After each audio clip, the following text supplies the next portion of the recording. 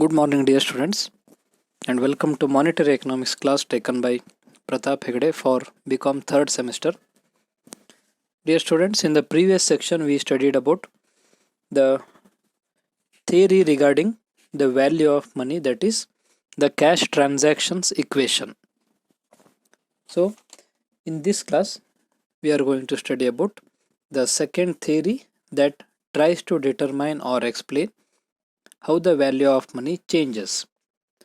This theory is called as the cash balance equation, or also called as Cambridge equations. So this is called as Cambridge equation because Cambridge economists like Marshall, Pigou, Robertson and J.M. Keynes have provided different formulas or different equations in order to explain the value of money. So in the previous class, we studied that the value of money changes due to the transactions, due to the traded volume of goods and services. And also in the previous section we studied about how the velocity of money or the velocity of circulation of money changes or determines the value of money. So in today's section we are going to study how the value of money is determined and what the cash balances equation explain. According to Cambridge equations or Cambridge economist, the value of money is determined by the amount of money that the people want to hold with them or keep with them as cash. They tend to keep certain amount of their total income in hand as cash so as to transaction purposes or for precautionary purposes. So we are going to study further about different equations provided by Marshall, Pigou, Robertson and Keynes in this unit. So this theory was provided as an alternative to the Irving Fisher's theory, that is the quantity theory of money. So according to cash balance approach, the demand for money and the supply of money determines the value of money.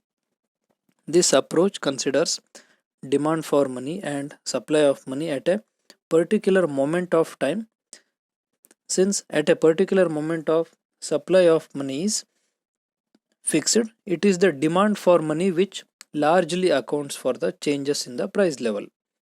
As such, cash balance approach is also called the demand theory of money. So first of all, we are going to study about Professor Marshall's equation. Professor Marshall's equation is M is equal to PKT, or we can also say M is equal to PKY also. Here M stands for the supply of money or the quantity of money, P is equal to price level, T is equal to total volume of transactions, and K represents the demand for money the people want to held in hand as cash or in the most liquid form. So M is equal to PKT is the equation provided by the Marshall. So where M is the supply of money, P is the price level, Y is aggregate real income and K is the fraction of the real income which the people desire to hold in the form of money. So Marshall's equation can be written as M is equal to PKY or M is equal to KPY also.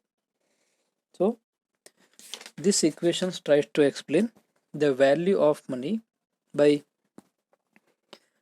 how the amount or the cash held by the people changes the value of money.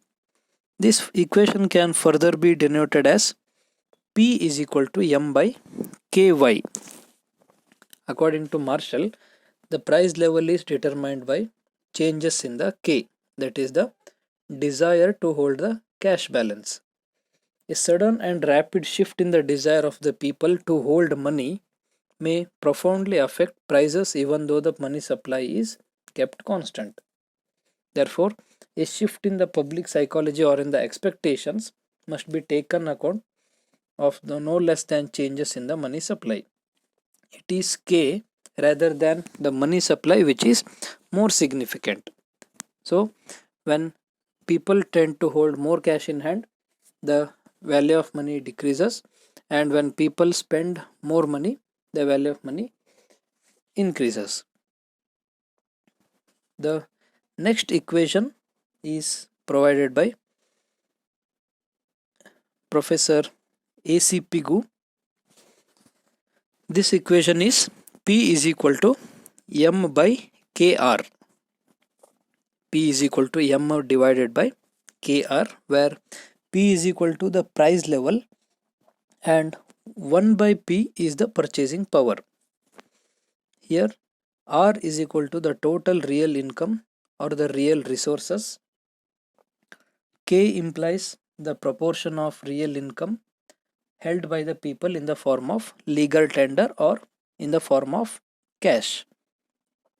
And at last, M denotes the total money supply or the number of actual units of legal tender. So, is it clear? P is equal to M by KR or KR by M. We can also say like this. Here, this equation was further extended to include bank deposits in money. In the previous equation, that is here, P is equal to M by KR, the bank deposits or money with the bank was not included, but in the extended version of his equation, it includes bank deposits in money. So the modified equation is P is equal to M by KR in bracket 1 by C plus H into 1 minus C. Here C is the proportion of cash which people keep in legal tender. 1 minus C denotes the proportion that community keeps in bank notes and bank balances. 1 minus C explains the proportion of money which is kept in the bank by the community. Then H implies the proportion of actual legal tender that bankers choose to keep against the notes and balances held by their customers, or the proportion of cash reserves to deposits held by the banks. So the simplified version of that equation is P is equal to M by KR or KR divided by M. So this tries to explain the value of money. According to Pigou, he argues that his formula emphasizes the demand for legal tender to hold.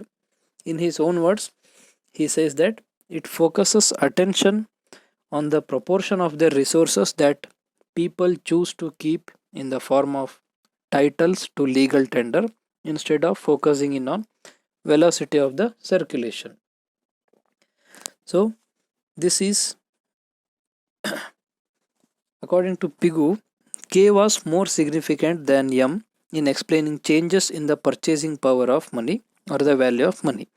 This means that the value of money depends upon the demand of the people to hold money in form of legal tender or hold money in the form of cash, that is more liquid.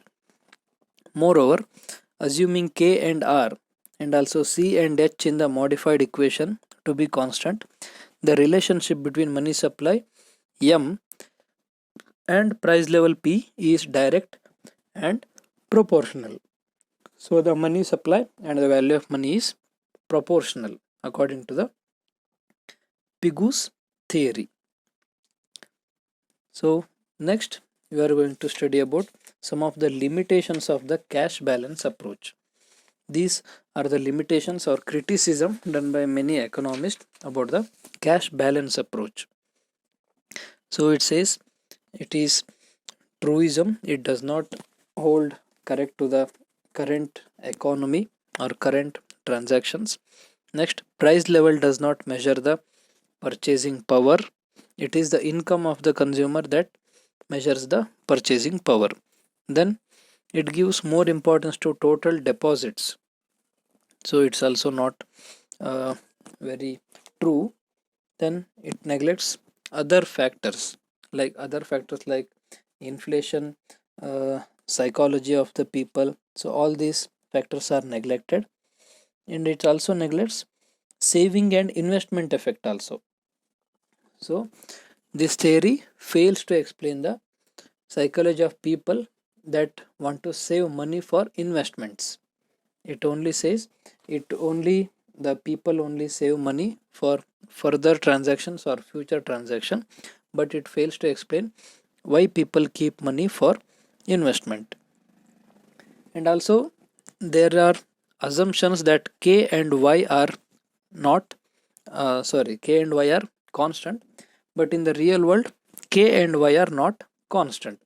K means proportion of the money or proportion of the income that is kept by the people as cash, and y is total income.